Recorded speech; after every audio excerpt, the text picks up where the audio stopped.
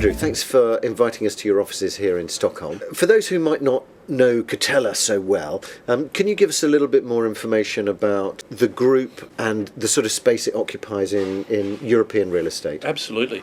So the company's split into three specific areas of business. One is we have a banking arm.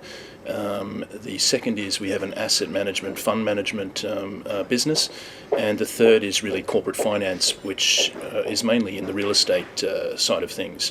The number of employees is 600 pan-Europe, and we have been of course headquartered and where you are today in the Stockholm office. We're listed on the Swedish Stock Exchange here. What's been happening at Catella, I would say, over the past 12-24 months is a big change in terms of unity between those different business units, and I think we've seen quite a big change in the types of activities that we've been doing from a real estate perspective, where we've been working together with our bank and together with the wealth management arm to create products for clients that are definitely on the radar for investors, given the fact that the equities markets and the fixed income markets have not been performing in the same range as perhaps the alternative sector. So real estate has been the flavour of the month, and that's something that we've been busy with here at Catella. I'm, of course, 12 years at the company, and what we've seen in the last 24 months is a doubling of Catella's revenue. We've, in terms of our funds under management, we're now up around 15 billion euro under management, so that's a tripling of funds under management, and our share price has actually quadrupled. So very happy to be here at a time where we're seeing tumultuous experiences outside with Brexit and, of course, the happenings in the US. And quite interesting to pick that up in terms of the political risk side of that. What's your sense of that in terms of the Nordics potentially being a safe haven?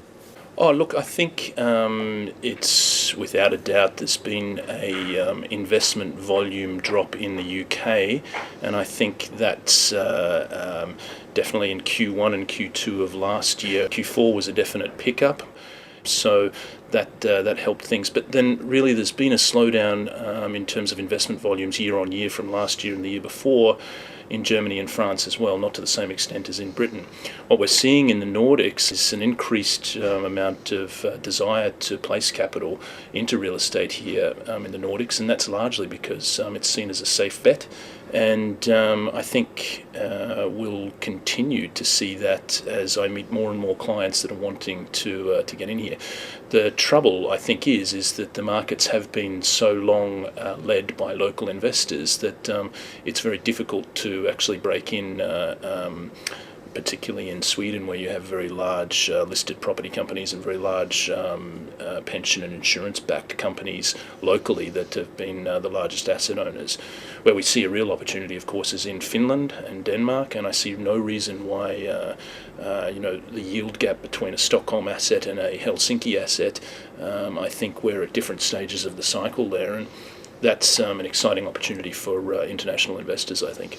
And do you think there's going to be an increase, as well as international investors looking in on the market, but also cross-border within the Nordics? Let's say Swedes looking at Finland more increasingly, Norwegian capital coming out to look at Sweden and Finland. Absolutely. So I think what we've seen is the biggest foreign investors into Finland so far have been the Swedes, and it's the same in Denmark. And I think that's driven by what I mentioned before, that there really is a yield gap between what a Swedish company would be buying an asset for in Stockholm and what they can get something for in Helsinki. And I think we've seen that Finland has had a tough time, and everyone's aware of what happened with Nokia, etc. But I think they've turned the corner there, and there's an opportunity to look at that market a lot closer. I'll be up there tomorrow. We have a client event where we have 200 Finnish clients coming to listen to us talk about the market there, and I think the interest exists not just from international investors wanting to come in, but you also have very large Finnish institutions that are wanting to invest abroad as well. So I think that's quite exciting. One of obviously the kind of big areas for Sweden especially is the success of the listed sector. How do you see that progressing, and where are the opportunities in that sector within Stockholm? That's really the market in the Nordics that leads the way on the listed side of things. You only have 2 listed companies in Denmark and 3 in Finland, a few more in Norway, but really it's a Swedish phenomenon where you have such a large amount of capital. It's been interesting because those listed companies have been able to raise debt in a different way to a typical non-listed property company through either bond issuings or preference shares, and that's allowed them to grow and be able to buy and be competitive where others have not. And what we have seen is Sweden has been operating at a sort of a 15% premium to book value on a lot of these property companies, and there's various reasons for that. But that has come off in the last 12 months. We at Catella still see it very much as an exciting space because, of course, not everyone can buy a 70 million euro building, but not everyone can manage that type of asset. And what the great thing is obviously about the listed sector is, whether you're a mum and dad to a tier 1 or tier 2 investor, you have the ability to get a piece of something that has generally what we see is very good management and provide a dividend that you would probably otherwise not get. And then, as has been seen, share price lift as well.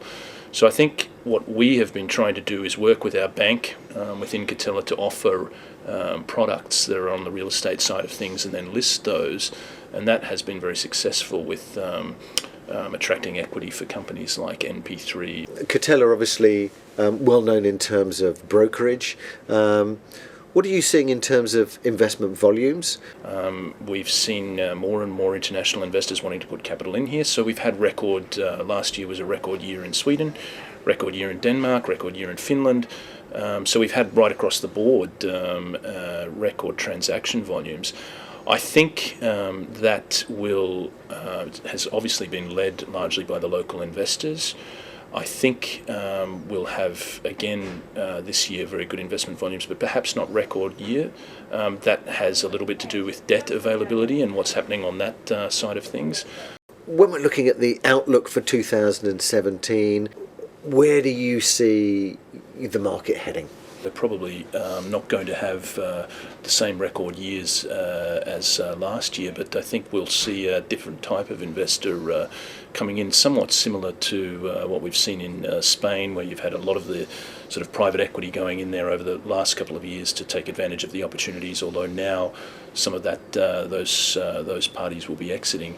In a similar fashion, I think we will have probably a tightening of the debt sector here in the Nordics, and I think that will create opportunities.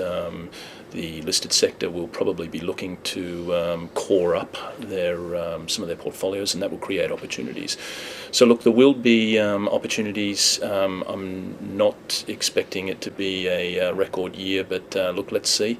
And I think continental European-wise, I think we're seeing still good interest, given the size of the bubble of capital that is chasing a home for real estate, increasing year on year. And yes, although the Brexit decision came, and I think people are moving forwards with that, and it's not a doom and gloom scenario as some people have been painting, it definitely has had an impact. But I think, like with all of these things that we've seen, we deal with the cards that we've been dealt, and we move forwards, and I think that's where we're going. Good. Thanks very much, Andrew, for sharing your view and Catella's view on the markets for 2017. Thank you very much for coming to Stockholm. Pleasure to have you.